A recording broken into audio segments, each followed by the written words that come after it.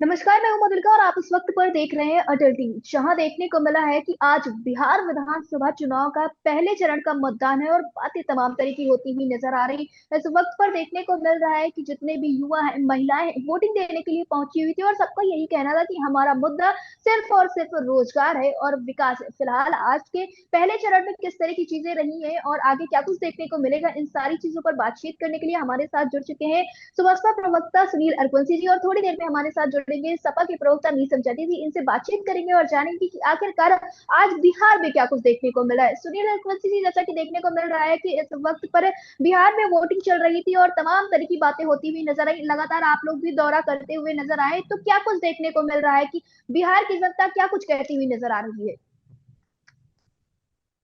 देखिए, जिस तरीके से पहले चरण का मतदान आज हो रहा है वो बड़े ही शांतिपूर्ण तरीके से मतदान होने का काम हो रहा है। कहीं पर छुटपुट तरीके से जो है सुनने में नजर आया था कि ईवीएम खराब हो गई हैं, तो उनको भी जी। सुधारने का काम किया गया है। प्रशासन पूरी तरीके से मुस्तैद है।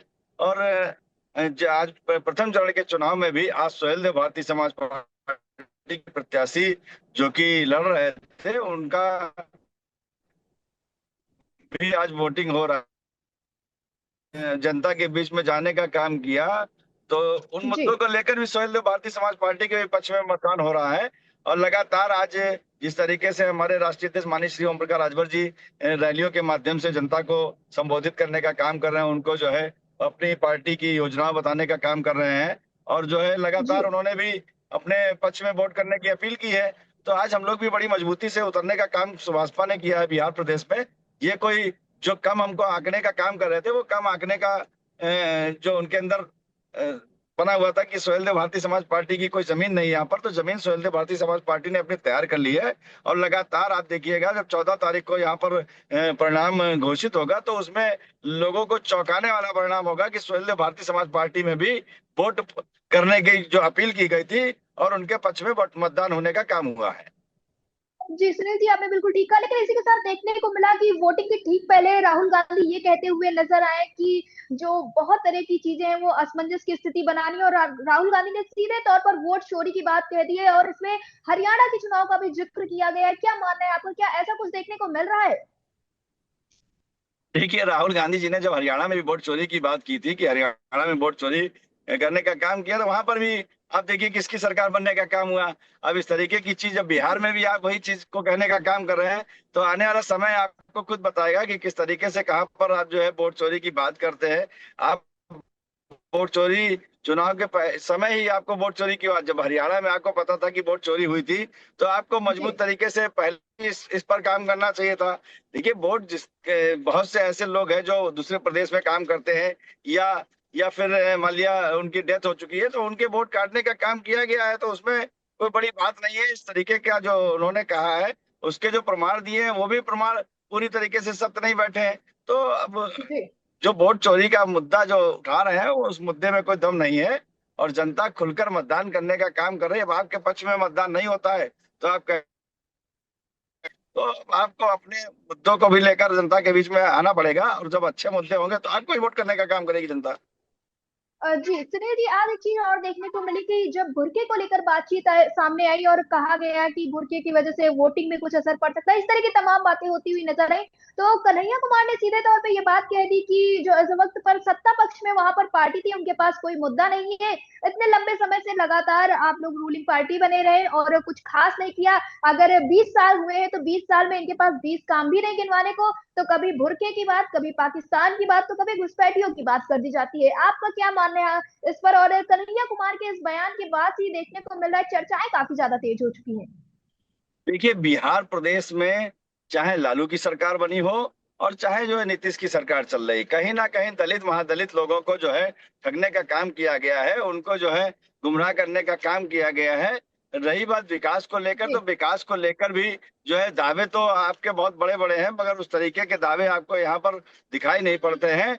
और रही बात, आपने जिस तरीके से पिछड़े वर्ग के लोगों को दलित महादलित बनाने का काम किया था, उनको 3 से 5 डिसमिल जमीन देने का वादा किया गया था, मगर वो सब यहाँ पर दावे खोखले साबित हुए। तो आज जो जिस तरीके जी। से हमारे नेता माननीय राष्ट्रीय अध्यक्ष जी से लगातार इसी बात को कहते आए हैं कि आपको जो है हमारी हमारी सबसे बड़ी प्राथमिकता रहेगी, हमारे लोग जीत कर जाएंगे तो सबसे बड़ी प्राथमिकता रहेगी कि हम उनको 5 डिसमिल जमीन देने का काम करेंगे, और उनके रोजगार जी की बात, जो जिस तरीके से लोग जो है यहाँ से पलायन करके जाते हैं, उनका उनको उनको रोजगार मुहैया कराने का भी काम किया जाएगा। तो सोहेलदेव भारतीय जी समाज पार्टी को लेकर जो भ्रांतियां हैं, वो आपको 14 तारीख को खत्म होती हुई नजर आएंगी, क्योंकि सोहेलदेव भारतीय समाज पार्टी को इसी तरीके से उत्तर प्रदेश में भी लोग कहा करते थे कि इनका इनका कोई जनाधार नहीं है, इनके लोग जो है प्रधान भी चुनाव नहीं बनेंगे। तो आज प्रधान भी हमारे पास में है, आज हमारे पास जिला पंचायत भी सदस्य भी हैं, प्रमुख भी हैं, आज हमारे विधायक हैं, एमएलसी हैं। तो पार्टी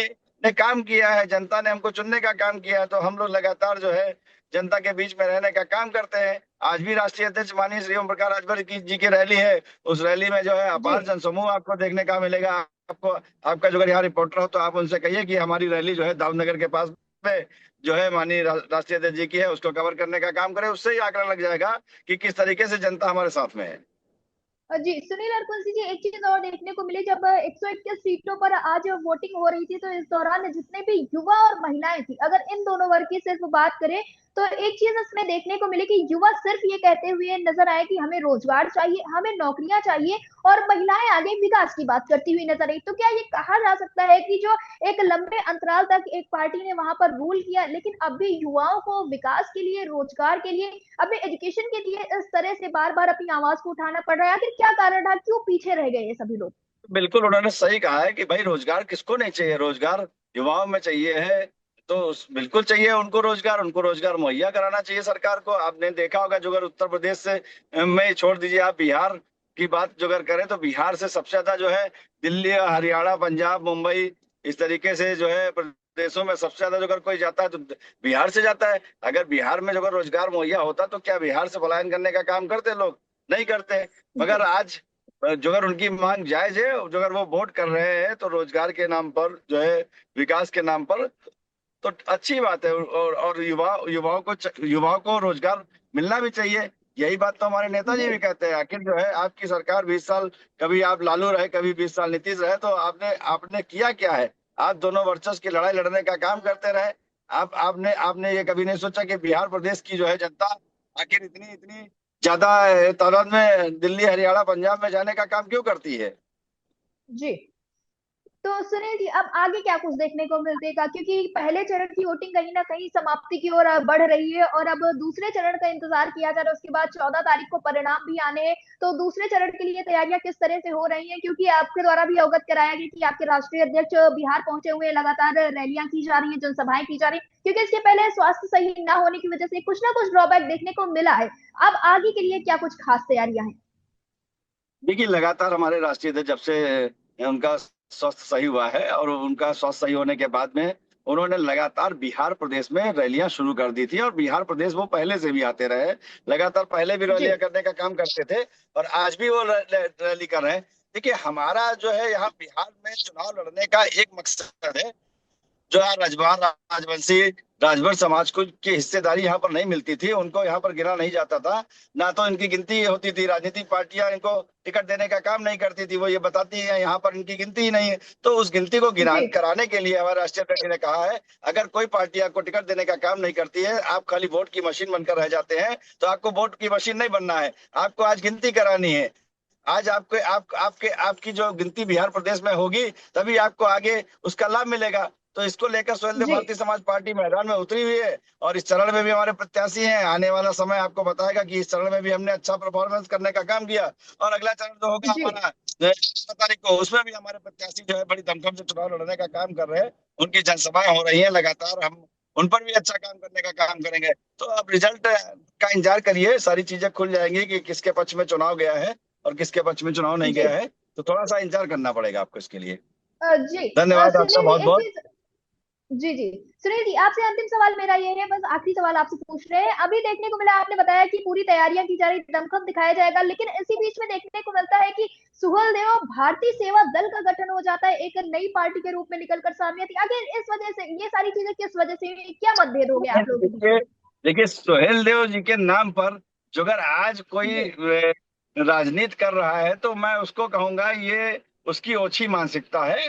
क्योंकि महाराजा जी सोहेलदेव राजभर जी के नाम पर आप बिल्कुल आप पार्टी बनाई, आप निकलने का काम किया, कहाँ से किया? आज सोहेलदेव भारतीय समाज पार्टी के राष्ट्रीय अध्यक्ष माननीय श्री ओम प्रकाश राजभर जी ने, जो आज पार्टी के मुखिया बनकर आज जो है बड़ी बड़ी बातें कर रहे हैं, उनके पास है ही क्या? उत्तर प्रदेश में जी वो एक छोटे से शहर से निकलकर आप बिहार प्रदेश में लेने आए, और जब बिहार प्रदेश में आपने गठबंधन की अपनी घोषणा की, तो आपके राष्ट्रीय अध्यक्ष जो उस जिनका आप नाम लेना ले रहे हैं, मैं उनका नाम नहीं लेना चाहता हूँ, और वो जी उनका नाम तक वहां पर नहीं लिया गया, तो आपकी पकड़ होनी चाहिए।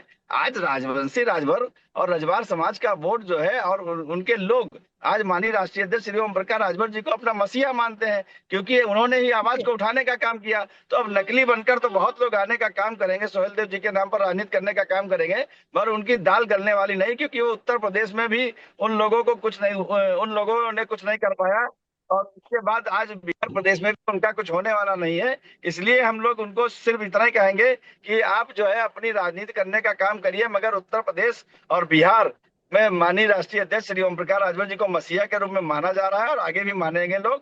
तो आप नकली बनकर यहाँ काम करने आए हैं, तो नकली को जनता जो है नकारने का काम करेगी, और उनके पास उन्होंने प्रत्याशी उतारने का काम भी नहीं किया, और वो किसी को जी गठबंधन देने का काम करते हैं। वही बात है, जैसे कि मैं पिछले पिछले बयानों में भी कहता हूँ, बेगानी शादी में अब्दुल्ला दीवाना वाला हाल है। तो यहाँ पर उनका कुछ नहीं, वो हमारे महाराजा सोहेलदेव जी का नाम इस्तेमाल करके अपनी राजनीति को चमकाना चमकाना चाहते हैं, मगर इस तरीके के लोग जो है अब समझ चुके हैं, पीला गमछा जो है डालने से, खाली महाराजा सोहेलदेव जी का नाम इस्तेमाल करने से आप जनाधार को नहीं बटोरने का काम कर पाएंगे। जनाधार माननीय राष्ट्रीय अध्यक्ष श्री ओम प्रकाश राजभर जी के साथ में था, और है, और आगे रहेगा। जी मिसेस जयंती जी हमारे साथ जुड़ चुके हैं। मिसेस जी, जैसा कि देखने को मिला है कि आज बिहार में प्रथम चरण का मतदान था और तैयारियां जोरों शोरों से रही है। आपको क्या कुछ देखने को मिला? किस तरह से आप लोगों के गठबंधन जो हुआ था, क्या कुछ चीजें चलती हुई नजर आ रही है इस वक्त पर? देखिए, गठबंधन हमारा जो समाजवादी पार्टी का गठबंधन किसी भी पार्टी या किसी भी नेता से है, वो इस बात का है कि लोकतंत्र की रक्षा की जाए और जी समाज में हर व्यक्ति को उसका अपना स्थान दिया जाए जिसके लिए वो डिजर्व करता है। तो जी उसके लिए हमारा एक नारा हमेशा से है, जो हमारे जिसके जननायक हैं राष्ट्रीय अध्यक्ष जी, पीडीए, पिछड़ा, जी दलित, अल्पसंख्यक, अगड़ा। तो हम ये नहीं भूलना चाहते हैं कि हम वोट की राजनीति करें, जात की राजनीति करें, पात की राजनीति करने के बाद, जात पात का नाम देने के बाद फिर हम उन लोगों को उसमें उसका भागीदार ना बनाएं और उनको उनकी दुर्दशा पर छोड़ दें, जैसा कि अब तक होता आया है। बदलाव का युग है, परिवर्तन का युग है, सबको साथ करके हुए चलेंगे। अब कोई हर समझदार है। पहले कभी हुआ करता था कि गांव में एक आदमी अक्षर होता था, बाकी लोग निरक्षर टहला करते थे, तो वो प्रधान के पीछे पीछे चलते थे। अब ये जमाना, रिया जी, किसी के पीछे चलने वाला नहीं। अब ये जमाना पढ़ा लिखा है, बेटियां पढ़ी लिखी हैं, महिलाएं पढ़ी लिखी हैं, घर से निकल रही हैं। आज एक महिला के सामने हमारा इंटरव्यू चल रहा है, साक्षात चल रहा है, तो महिला को खुद पता है कि मेरी राह क्या है। मैं तो बहुत छोटा इंसान हूं, कोई भी नेता आपको अब बहका नहीं सकता, फुसला नहीं सकता, भटका नहीं सकता। आप अपना राइट जानते हैं, हम अपना राइट जानते हैं, और बिल्कुल जानना चाहिए। इसी के लिए हमने लोगों से गठबंधन करना, लोगों से जुड़ना, पीडीए का नारा देना कि सब साथ आए, सबका विकास हो। किसी एक पार्टी की कोई तानाशाही, किसी उसकी बकौती ये मानकर कि वो मेरा जन्मसिद्ध अधिकार है कि मैं ही राज करूंगा, मैं ही गद्दी पर बैठूंगा, ये वो शासक चला गया। वो कभी हुआ करता था। तो आज की डेट में हम परिवर्तन करना जानते हैं। हमारी जो युवा आबादी है, मुझे लगता है वो ज्यादा समझदार है। हमने जो वादे किए हम उस पर खरे नहीं उतरे, हमें आप बदल दें, आप दूसरे को मौका दें। वो नहीं करते हैं। 5 साल का एक हमारी डेमोक्रेसी ने, हमें संविधान ने ऐसा हक दिया है, मत का प्रयोग दिया है, वोट का अधिकार दिया है कि जो हम वोट से अपने भविष्य को बनाते और बिगाड़ते हैं।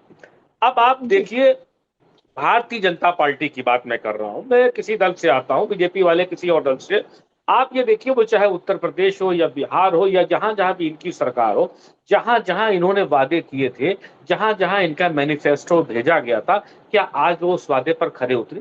क्या उन्होंने उसको पूरा किया? इनका काम यह है कि देश के लोकतंत्र में छेड़छाड़, देश के संविधान में छेड़छाड़, लोगों की भावनाओं की, वो चाहे धार्मिक हो चाहे कार्मिक हो, उनको आहत करते रहना। और इसी क्रम में आप जी देखो, कभी ये वोटबंदी करते हैं, कभी नोटबंदी करते हैं, कभी ये किसी तरह से जो क्या कहते हैं जनता को, जिसमें जिसकी भावनाएं आहत हों या जनता को परेशानी हो। अब ये बिहार में एसआईआर ले आए, एसआईआर के तहत जी ना आम आदमियों को परेशान करना, कोई आदमी अपने रोजगार में बिजी है उसको डिस्टर्ब करना, अब वो एसआईआर के पीछे लग जाए, अपना नाम चढ़ाने के लिए लग जाए कि वो अपनी 2 जून की रोटी कमाए।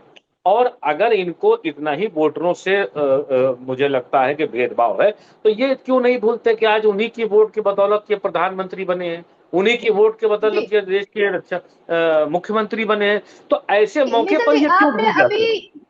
जी जी मिर्जा जी अभी आपने डेमोक्रेसी की बात की, आपने अभी बहुत तमाम तरह की बातें की जिसमें आपने अधिकारों की भी बात की, और इस बीच में देखने को मिला कि लल्लन सिंह जैसे बड़े नेता ये कहते हुए नजर आए कि अगर आप हमें वोट नहीं देंगे तो हम वोट देने के लिए निकलने नहीं देंगे, या अगर आपको हमें वोट नहीं देना है तो आपको बाहर ही नहीं आना। इस तरह की बयानबाजियां जो हो रही है, इससे कहीं ना कहीं एक नकारात्मकता फैलती हुई नजर आ रही। वहीं दूसरी ओर देखने को मिला कि बुर्के को लेकर बातचीत होने की, कहा गया कि जो बुर्के के अंदर है चीजें वो बाहर कुछ और हो सकती हैं। और फिलहाल तो इसमें जो कन्हैया कुमार रहे हैं उन्होंने सीधे तौर पे ये बात कही है कि इनके पास कोई मुद्दा नहीं है जो इस वक्त में सत्ता में थे, इसलिए ऐसी बातें उठाई गई। लेकिन आपका क्या मानना है इस पर? देखिए रिया जी, मैं अभी कहूंगा इस बात की लोगों को बड़ी मिर्चा लग जाएगी। आप मुझे कभी आप देख लीजिए, आप मतलब आप मीडिया से जुड़े हैं, आपके पास तमाम रिकॉर्ड्स रहते हैं। जी भारतीय जनता पार्टी के किसी एक नेता का आप इंटरव्यू दिखा दीजिए, मात्र 15 मिनट का हो, जो उन्होंने धर्म से हट के कोई बात की हो, शिक्षा पे बात जी करी हो, स्वास्थ्य पर बात करी हो, महिलाओं पर बात करी हो, विज्ञान पर बात करी हो, मैथमेटिक्स पर बात करी हो, कभी नहीं। उनके पास अगर ये मुद्दे नहीं रहेंगे तो 15 मिनट मैं आपसे साक्षात मैं आपसे क्या बोलूंगा? अगर मुझे नॉलेज नहीं है, मैं पढ़ा लिखा नहीं हूं, मेरे पास मुद्दे नहीं है, तो मैं क्या बोलूंगा? मैं घूम फिर करके बुरके पर आऊंगा, तलाक पर आऊंगा, धर्म पर आऊंगा, मंद। आप ये बताओ रिया जी, आप एक हिंदू धर्म में, आप एक सनातन धर्म में आई हो, आपका सम्मान है। आज से नहीं, सनातन कब से माना जा रहा है, और वो सदियों तक माना जाएगा। जो जिस धर्म को मान रहा है वो मानेगा, क्योंकि वो उसमें अपने आप में संतुष्ट है, अपने आराध्य से संतुष्ट है। अब बीजेपी उसमें आपको बार बार बुला करके ये एहसास दिलाना कि आप राम भक्त नहीं हो, जो कि आप बीजेपी वाले नहीं हो, आप जो है वो सच्चे सनातनी नहीं हो, तो ये प्रोवोक करना और दूसरे धर्म को लगातार प्रोवोक करते रहना, तो ये इनकी मानसिकता है। आप ये देखो, ये इनका स्तर इतना गिर गया कि आप देश के केंद्रीय मंत्री हो, आप आओ, आप अपने केंद्र की नीतियां गिनाओ और आप आम जनता के फायदे गिनाओ। आप बिहार में बेरोजगारी पर बात करो, ना कि आप बात ये कर रहे हो कि जो मर्डर हमारी पार्टी के किसी नेता से हो जाता है वो कदाचित संत का मर्डर होता है, वो उसकी गिनती संतों में होती है। और जो मर्डर भारतीय जनता पार्टी से अलग होकर के होता है वो कुकर्मी होता है, वो राक्षस होता है, वो निधि उसकी जी आपने उसको। ठीक कहा, लेकिन बीजेपी या यूं कहें कि एनडीए तो हर वक्त यही कहती हुई नजर आती है जब से हमारी सरकार आई है तब से शिक्षा का स्तर बढ़ा है, महिलाओं को सशक्तिकरण दिया जा रहा है, नारी शक्ति, नारी वंदन, ऐसे तो तमाम बातें होती हैं। तो क्या ये सिर्फ बयानबाजियां हैं? तो इलेक्शन नहीं कराना चाहिए। अगर सहमत है तो एक आवाज लगवा दें, अगर सब सहमत। अच्छा ये बताइए, इलेक्शन कराने में कितना पैसा खर्चा होता है? किसका? रिया जी आपका, हमारा, देश की आम जनता का, उनके टैक्सेस से। ये पैसे आप क्यों नहीं समझती कि आपके ही जा रहे हैं? तो अगर आप भी संतुष्ट हैं तो आप अपना एक अपनी तरफ से एक लिख करके एक चुनाव आयोग को जे आप अपनी राय दे सकती हैं कि देखिए मैं देश की युवा नागरिक हूं, मैं इस देश की और पढ़ी लिखी और जिम्मेदार नागरिक हूं, मुझे इस वक्त जरूरत नहीं है चुनाव की, क्योंकि मेरा पैसा बर्बाद हो रहा है। जो सरकार है बहुत अच्छी चल रही है और बड़ी अच्छी नौकरियां मिल रही हैं और पूरे देश में खुशहाली है, किसानों को खाद खलियान मिल रहा है, स्वास्थ्य का जवाब नहीं है, एम्स में जाओ, मेदांता में जाओ या पीजीआई जाओ, जहां जाओ फ्री इलाज हो रहा है और लोगों का स्वास्थ्य बेहतर है, महिलाएं रात में बाहर रहती हैं, रोजगार भरपूर बचा है, जीडीपी हमारी ग्रोथ बहुत बढ़ चुकी है, बुलेट ट्रेनें मेरे चारों तरफ घूम रही हैं, हवाई जहाज पर हम रोज सफर कर रहे हैं। अब चुनाव का कोई मतलब नहीं। अब कोई नई चीज आ जाए कि हमें यूएफओ से बातचीत करनी हो, अंतरिक्ष यात्रियों से, तो उसके लिए अगर कोई कर सकता है तो सरकार हम चेंज करेंगे। अरे जमीन पर आप कहां पर हो? आप देखो बिहार के अंदर भुखमरी की ये हालत है, बेरोजगारी वहां इस कदर बढ़ गई है कि आप देखिए हिंदुस्तान का अगर वीडियो कहीं विदेश में दिखाइए कि अनंत सिंह महाराज इंटरव्यू कर रहे हैं, पीछे एक व्यक्ति उनके पंखा बैटरी का लिए खड़ा।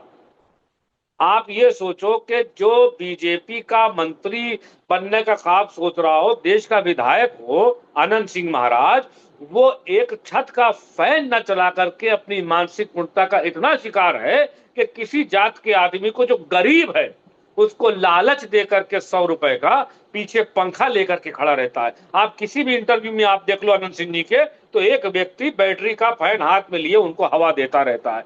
तो 3 करोड़ की गाड़ी से चलने वाला व्यक्ति अपने घर में एसी लगा करके उसको कोई सम्मानजनक नौकरी नहीं दे सकता? आप मेरी बात बताओ, आप वीडियो देख लो, आप मेरी बात, आज का तो युग है, आप यूट्यूब पे डालो अनंत सिंह वीडियो देख लो। महाराज जी पीछे एक व्यक्ति को लिए खड़े हैं जो उनको बैटरी की हवा दे रहा है। तो आप बताओ क्या उसको कोई और सम्मानित नौकरी नहीं दी जा सकती? अगर वो पढ़ा नहीं है तो उसे और कोई काम नहीं दिया जा सकता है? उसको इस तरह से बेइज्जत कर रहे हो आप, तो उसके हाथ में पंखा दिए खड़े हो। अगर ये वीडियो हमारा जाएगा तो जो हमारे प्रधानमंत्री जी बताते हैं कि make in India, shining India और विश्व गुरु, तो क्या यह विश्व गुरु इसी बात पर बनेगा कि एक व्यक्ति इंटरव्यू देगा और उसके पीछे दूसरा व्यक्ति बैटरी फैन लिए खड़ा रहेगा? 3 करोड़ की आप गाड़ी से चलते हो और आप अपने घर में पंखा नहीं लगवा सकते? तो इस मानसिक कुंठता का शिकार जो भी लोग बीजेपी के अंदर या किसी भी, मैं कहता हूं दल में हूं, मगर पहले वो व्यक्ति मानव है, इंसान है, वो व्यक्ति कोई नहीं है। सबसे बड़ा दल से बड़ा दिल है और दिल से बड़ा इंसानियत और देश और प्रदेश है हमारा। तो हमारा जी रिया जी कहने का मकसद ये है, आप किसी दल में रहो, आपको कोई नेता पसंद हो ठीक है, मगर कम से कम आप अपने मानव स्तर को तो नीचे मत गिरा दो। आप इतने मत गिर जाओ जी खुशी की लालच में कि आप जी गलत को लेकिन गलत और योगी सही को जी सही न कह पाओ। जी मीजर लेकिन योगी आदित्यनाथ तो ये कहते हुए नजर आते हैं कि जब से हम लोग यहाँ उत्तर प्रदेश में सत्ता में आए थे उसके बाद से ही समाजवादी पार्टी का गुंडा राज खत्म हो गया था और अब बिहार में मंगल राज की बारी है। इस तरह की तमाम बातें होती हैं। फिलहाल तो बिहार में कुछ और ही देखने को मिला कि मंगल राज के दौरान भी कई तरह के मर्डर हुए, कई घटनाएं होती हुई नहीं नहीं नजर आई, लेकिन अब नहीं तो नहीं नहीं बिहार नहीं में मंगल राज की भी बात हो रही है और समाजवादी पार्टी की किस तरह की गुंडागर्दी को खत्म करवाया गया है जो योगी आदित्यनाथ कहते हुए नजर आते हैं। नहीं नहीं रिया जी, बिल्कुल मैं उनकी इस बात से सहमत हूं कि समाजवादी पार्टी के अंदर जो बुलेट चलती थी वो उसके अंदर धातु मिला रहता था, उसके अंदर बारूद होता था, लोग मर जाते थे। भारतीय जनता पार्टी में जो बुलेट चल रही है वो कागज के फूल से बनी है और वो जो है जाकर के इंसान को सम्मान देने का काम करती है। तो बीजेपी की गुंडागर्दी और समाजवादी बिल्कुल बिल्कुल फर्क है। हमारी यहाँ जो बुलेट चलती थी उसमें बारूद था, आपकी बुलेट में कागज के फूल है, आपके बुलेट के अंदर चमेली के फूल है। और ये गलती जनता को समझने में लग गई। जो आप बुलेट ट्रेन चलाने की बात कर रहे थे, हकीकत में वो बुलेट ट्रेन नहीं थी, वो बुलेट गन थी। तो ये जनता अब अच्छी तरह से समझ गई है। और इस तरह की बातें, आप योगी महाराज जी महाराज हैं, उनको इन सब बातों से बचना चाहिए। आप देखिए उनकी शब्दावली, वो बिहार में जाकर पप्पू टप्पू चप्पू की बात कर रहे हैं। अरे उनको अपने उत्तर प्रदेश के विकास की बात करना चाहिए। आप जा करके एक किसी मुस्लिम व्यक्ति को आप निशाना बना के उसको प्रवोक कर रहे हैं, ऐसा चलता नहीं है। क्योंकि हिंदू जो हमारा है, आज को मैं आपको बताऊं कि जो आज मुसलमान यहाँ रुका, जो पाकिस्तान नहीं गया, तो सिर्फ उन्हीं हिंदुओं के बीच रुका। जिस दिन वो हिंदू जाग गया उस दिन धोती उलट जाएगी योगी महाराज जी की, जिस दिन वो हिंदू जाग गया। क्योंकि हिंदुस्तान में हम सब मिलके रहते आए हैं और सदा मिलते रहते रहेंगे। ये वक्ती बहार है और ये आई है, अच्छा चला है। कोई भी डिओड्रेंट है तो ज्यादा दिन तक नहीं चलता, कुछ दिन बाद गैस की जगह वो भी हवा उड़ाता है। तो भारतीय जनता पार्टी की भी हवा निकलना शुरू हो गई है, बिहार से निकलेगी, यूपी तक आएगी और आप देखिएगा इसी बिहार के माध्यम से सेंट्रल तक जाएगी और दिल्ली में भी इनकी कुर्सी हिल जाएगी और हवा में उड़ जाएगी। क्योंकि योगी जी का आप कोई इंटरव्यू दिखा लो, अगर वो हिंदू मुसलमान से हट के 15 मिनट का कोई भाषण ऐसा आप दिखा दो जिसमें हिंदू मुसलमान ना हुआ हो, क्योंकि अगर वो नहीं होगा तो योगी महाराज जी की मजबूरी है। देखिए ऐसा है कि उनका भी जो कर्तव्य है, वो जो कार्य कर रहे हैं कुर्सी पर बने रहने के लिए, हो सकता हो कि उनके लिए वो धर्म कांड में आता हो। तो इस तरह की बातें योगी जी की, जिस तरह की बातें हैं, लोग समझ रहे हैं, पढ़े लिखे वो है नहीं, अंग्रेजी का कोई वर्ड इस्तेमाल कर नहीं पाते हैं, किसी भी तरह का उनके किसी भी मशीनरी और टेक्निकल टेक्नोलॉजी से उनका देखिए योगी जी का कोई मतलब। सादा जीवन है उनका, सादी बातें करते हैं, सादे लोग हैं, सादे कपड़े पहनते हैं। तो आप रिया जी, हर कोई जो हर धर्म में पैदा होता है वो साधु या मौलाना ही बनना नहीं चाहता है। हम अलग हट करके भी जीना चाहते हैं। जरूरी नहीं जो कोई मुसलमान है वो मदरसे में पढ़े, ऐसा नहीं कि मेरे बच्चे मदरसे में पढ़ते हैं, नहीं पढ़ते हैं, इंग्लिश मीडियम स्कूल में पढ़ते हैं, कॉन्वेंट में पढ़ते हैं, मिशनरी स्कूल में पढ़ते हैं। तो क्या मतलब है कि मैं मुसलमान नहीं? इसी तरह से हर हिंदू के घर के अंदर कोई साधु पैदा नहीं होता। योगी जी धोती पहन रहे हैं, पहने, योगी जी कुंटल लगाते हैं, लगाए, मगर चमेली का तेल घिसते हैं, घिसे, मगर हर आदमी चमेली का तेल नहीं घिसता है। हर आदमी को अपनी अपनी हर आदमी की अपनी एक रहने का जन्मसिद्ध अधिकार है। हम कहते हैं उस अधिकार को आप मत छीनो। कोई आदमी वेजिटेरियन है, उसका भी स्वागत। कोई आदमी नॉन वेजिटेरियन है, उसका भी स्वागत। कोई आदमी सूट जी पहन करके जाता है, उसका भी स्वागत। कोई आदमी धोती कुर्ता पहन के जाता है, उसका भी स्वागत। ये डिफाइन करना आपको कि क्या खाना है, क्या नहीं खाना है, क्या नहीं पहनना, मुझे लगता है कि ये तो ना तो हमारे लोकतंत्र में ये हिस्सा है, ना हमारे संविधान में है। हमारे संविधान में सबको एक साथ रह करके एक साथ रहने का अधिकार दिया है। और ये जो जी एसआईआर है या इस तरह की चीजें, ये डिस्टर्ब करने के लिए है, लोगों को परेशान करने के लिए है। नौकरशाहों को पास इस वक्त कोई काम है नहीं कि उनसे कोई काम शिक्षा पे कराया जाए, स्वास्थ्य पे कराया जाए, या लोगों के और अच्छे उनका कैसा उपकार हो, किस तरह से वो आगे बढ़े। तो आज की डेट में जो उनके साथ में जो काम का जो माहौल जो बना हुआ है, तो मुझे लगता है उसके हिसाब से योगी जी जो काम कर रहे हैं, जनता इसको नकार चुकी है और बदलाव की बहार है। नीतीश जी को आप देख चुके हैं, मानसिक संतुलन उनका बिगड़ चुका है, दिमाग उनका काम नहीं करता है। तो मुझे ये लगता है कि वहां भी बदलाव होगा और वो एक जी सेमीफाइनल है। फाइनल हम उत्तर प्रदेश में खेलेंगे। हमारे उत्तर प्रदेश के अंदर और बिहार से ही हमारी रास्ता सेंट्रल का जाता है। अगर इन दोनों जगह बदलाव होगा तो निश्चित ही रिया जी दिल्ली में भी बदलाव होगा और हम बदलेंगे। जी वहां सरकार तेजस्वी जी बनाएंगे, इंडिया गठबंधन जीतेगा और उसके बाद जो अगला नंबर उत्तर प्रदेश का है, यहाँ हमारे राष्ट्रीय अध्यक्ष अखिलेश यादव जी मुख्यमंत्री बनेंगे और हम आप एक दूसरे को मिठाई खिलाने का काम।